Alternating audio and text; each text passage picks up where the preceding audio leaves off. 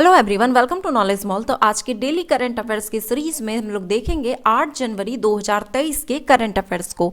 और वीडियो में एंड तक बने रहें। वीडियो के एंड में 7 जनवरी 2023 के करंट अफेयर्स को हम लोग फटाफट से रिवीजन करेंगे। तो चलिए देखते हैं आज का करंट अफेयर्स। क्वेश्चन है पहला कि डिजिटल इंडिया पुरस्कार 2022 के संदर्भ में निम्नलिखित में से कौन सा कथन सही है। आंसर है इसका ऑप्शन डी, उपरोक्त में से सभी कथन सत्य हैं। राष्ट्रपति द्रौपदी मुर्मू ने 7 जनवरी 2023 को डिजिटल इंडिया पुरस्कार प्रदान किए। डिजिटल इंडिया पुरस्कार इलेक्ट्रॉनिक्स और सूचना प्रौद्योगिकी द्वारा आयोजित किया गया। डिजिटल इंडिया पुरस्कार का यह 7वां संस्करण है जो 7 श्रेणियों के तहत दी गई है। राष्ट्रपति द्रौपदी मुर्मू ने 7 जनवरी 2023 को नई दिल्ली में डिजिटल इंडिया पुरस्कारों के 7वें संस्करण के विजेताओं को पुरस्कार प्रदान किए। यह पुरस्कार भारत को एक डिजिटल रूप से सशक्त समाज में बदलने की दिशा में एक कदम है। निम्नलिखित में से किस मंत्रालय का एक पहल ई नाम ने नई दिल्ली में आयोजित डिजिटल इंडिया पुरस्कार 2022 में डिजिटल नागरिक सशक्तिकरण श्रेणी में प्लेटिनम पुरस्कार जीता। आंसर है इसका ऑप्शन सी, कृषि एवं किसान कल्याण मंत्रालय का। कृषि एवं किसान कल्याण मंत्रालय की एक प्रमुख पहल ई नाम NAM ने नई दिल्ली में आयोजित डिजिटल इंडिया पुरस्कार 2022 में डिजिटल नागरिक सशक्तिकरण श्रेणी में प्लेटिनम पुरस्कार जीता। राष्ट्रीय कृषि बाजार ई नाम एक Akhil Bharatiya electronic trading portal है जो कृषि उत्पादों के लिए एकीकृत राष्ट्रीय बाजार बनाने हेतु मौजूदा APMC मंडियों को ऑनलाइन नेटवर्क से जोड़ता है। 12 से 26 जनवरी 2023 को भारत किस देश के वायुसेना के साथ युद्ध अभ्यास वीर गार्जियन 2023 में भाग लेंगे। आंसर है इसका ऑप्शन ए, जापान के। भारत और जापान के बीच वायु रक्षा सहयोग को बढ़ावा देने के लिए भारत तथा जापान संयुक्त वायु युद्ध अभ्यास वीर गार्जियन 2023 का आयोजन जापान के हयाकुरी एयर बेस में 12 से 26 जनवरी 2023 को आयोजित होगी, जिसे भारतीय वायुसेना और Japan air self defence force भाग ले रहे हैं। भारत और जापान के बीच संयुक्त वायु युद्ध अभ्यास वीर गार्जियन 2023 में भाग लेने वाली पहली महिला फाइटर पायलट कौन है। आंसर है ऑप्शन ए, अवनी चतुर्वेदी। पहली बार भारतीय वायुसेना की कोई महिला फाइटर पायलट देश के बाहर जापान में होने वाले हवाई युद्धाभ्यास के लिए भारतीय दल का हिस्सा होगी। भारत की पहली 3 महिला लड़ाकू पायलटों में से एक स्क्वाड्रन लीडर अवनी चतुर्वेदी अभ्यास में भाग लेने के लिए जापान जाएगी। निम्नलिखित में से किसकी 126वीं जयंती पर जनजाति नृत्य उत्सव आदि शौर्य पर्व पराक्रम का 23 एवं 24 जनवरी को आयोजन किया जाएगा। आंसर है ऑप्शन सी, सुभाष चंद्र बोस की। नेताजी सुभाष चंद्र बोस की 126वीं जयंती, जिसे पराक्रम दिवस के रूप में मनाया जाता है, को मनाने के लिए सशस्त्र बलों द्वारा संगीतमय प्रस्तुति तथा जनजातीय नृत्य महोत्सव आदि शौर्य पर्व पराक्रम का 23 एवं 24 जनवरी 2023 को नई दिल्ली के जवाहरलाल नेहरू स्टेडियम में आयोजित किया जाएगा। बिहार में किस तिथि से जातिगत सर्वेक्षण का पहला चरण प्रारंभ किया गया है।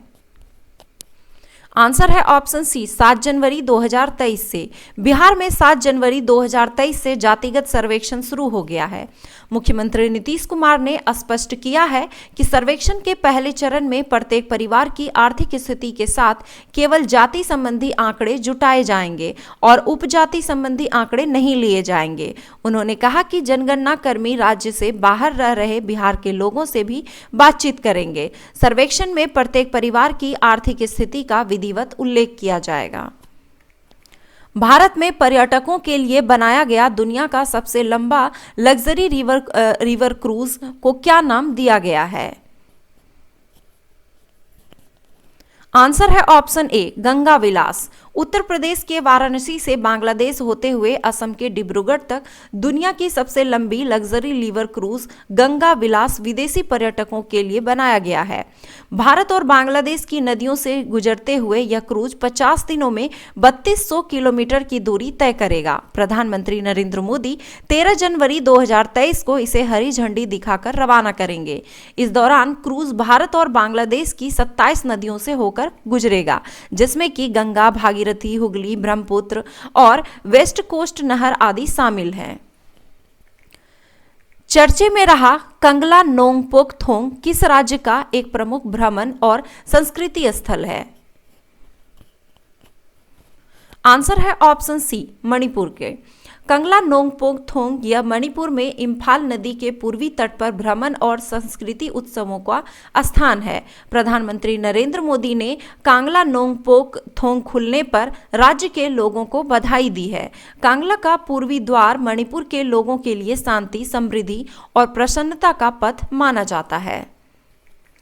निम्नलिखित में से किसने 7 जनवरी 2023 को वर्चुअल समारोह में कर्नाटक के हुबली में आयोजित होने वाले 26वें राष्ट्रीय युवा महोत्सव का लोगो, शुभंकर और थीम लॉन्च किया? आंसर है ऑप्शन ए, अनुराग सिंह ठाकुर ने। केंद्रीय मंत्री अनुराग सिंह ठाकुर ने 7 जनवरी को वर्चुअल समारोह में कर्नाटक के हुबली में आयोजित होने वाले 26वें राष्ट्रीय युवा महोत्सव का लोगो, शुभंकर और थीम लॉन्च किए। निम्नलिखित में से कौन अमेरिका संसद के निचले सदन हाउस ऑफ रिप्रेजेंटेटिव के अध्यक्ष बन गए हैं? आंसर है option C, Kevin McCarthy. America के रिपब्लिकन पार्टी के नेता केविन मैकार्थी संसद के निचले सदन हाउस ऑफ रिप्रेजेंटेटिव्स के अध्यक्ष बन गए हैं। उनका चयन पिछले 160 वर्षों की सबसे लंबी निर्वाचन प्रक्रिया से हुआ। 57 वर्षीय श्री मैकार्थी को 216 मत प्राप्त हुए। निम्नलिखित में से कौन महिला टेनिस खिलाड़ी ने फरवरी में दुबई में महिला टेनिस संघ 1000 इवेंट के बाद टेनिस से संन्यास लेने की घोषणा की है?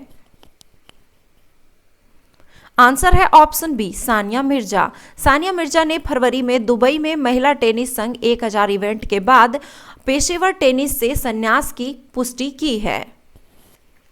8 से 10 जनवरी 2023 को मनाए जा रहे प्रवासी भारतीय दिवस के समापन सत्र की अध्यक्षता किसके द्वारा किया जाएगा?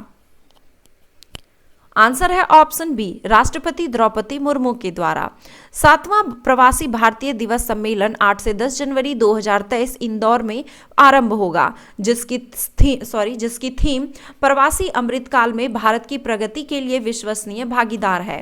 3 दिन तक चलने वाला यह सम्मेलन 10 जनवरी को संपन्न होगा। प्रधानमंत्री नरेंद्र मोदी को इस सम्मेलन का औपचारिक उद्घाटन करेंगे, जबकि राष्ट्रपति द्रौपदी मुर्मू सम्मेलन के समापन सत्र की अध्यक्षता करेंगी तथा प्रवासी भारतीय सम्मान प्रदान करेंगी। तो चलिए अब देखते हैं 7 जनवरी 2023 के करंट अफेयर्स को। भारतीय रेल का सबसे लंबा ऑटोमेटिक ब्लॉक सिग्नलिंग सेक्शन कहां बनाया गया है? तो Ghaziabad Pandit Deendayal Upadhyay section. Digital India पुरस्कार का आयोजन किस मंत्रालय द्वारा किया जाता है? तो इलेक्ट्रॉनिक और सूचना प्रौद्योगिकी मंत्रालय द्वारा। डिजिटल इंडिया पुरस्कार 2022 सार्वजनिक डिजिटल प्लेटफॉर्म के लिए किस राज्य की दुआरे सरकार योजना को प्लैटिनम अवार्ड दिया गया? तो पश्चिम बंगाल के। डिजिटल इंडिया पुरस्कार 2022 सामाजिक आर्थिक विकास के लिए डेटा साझा करना और उसका उपयोग करने हेतु आवास और शहरी मामलों के मंत्रालय के किस मिशन को प्रदान किया गया? तो स्मार्ट सिटीज मिशन को। प्रवासी भारतीय दिवस 2023 के अवसर पर निम्न में से किस मंत्रालय ने सुरक्षित जाएं, प्रशिक्षित जाएं, गो सेफ गो ट्रेंड अभियान शुरू किया? तो विदेश मंत्रालय ने। 12 और 13 जनवरी को विश्व भर के 120 से अधिक दक्षिणी देशों के एक विशेष शिखर सम्मेलन voice of global south summit आयोजित किया जा रहा है, जिसका विषय है आवाज और उद्देश्य की एकता, unity of voice, unity of purpose. देश में कालाजार के मामले में कौन सा कथन सही निर्दिष्ट करता है? तो ये 2007 से 2022 के बीच कालाजार के मामलों में 98.7% की कमी आई है। कौन सा देश संयुक्त राष्ट्र अंतरिम सुरक्षा बल के लिए महिला शांति रक्षकों की सबसे बड़ी टुकड़ी तैनात की है? तो भारत ने। केंद्रीय गृह मंत्री अमित शाह ने कहा मार्जिंग पोलो कॉम्प्लेक्स में 122 फीट ऊंची मार्जिंग पोलो प्रतिमा का उद्घाटन किया तो इम्फाल मणिपुर में। ऑस्ट्रेलिया की पूर्व महिला क्रिकेटर कप्तान बेलिंडा क्लार्क की कांस्य प्रतिमा किस स्टेडियम में लगाया गया तो सिडनी क्रिकेट ग्राउंड में। भारत के किस राज्य में विश्व का सबसे बड़ा hockey stadium Birsa Munda stadium का उद्घाटन किया गया तो ये उड़ीसा में। तो अगर वीडियो आपको पसंद आया तो वीडियो को एक लाइक जरूर करें, कमेंट करें और अपने दोस्तों के साथ शेयर जरूर करें। और अगर चैनल पर नए हैं तो चैनल को सब्सक्राइब जरूर कर लें, बेल आइकन को भी प्रेस कर लें ताकि सबसे पहले सबसे सटीक डेली करंट अफेयर्स की सीरीज की नोटिफिकेशन आपको मिलती रहे। धन्यवाद।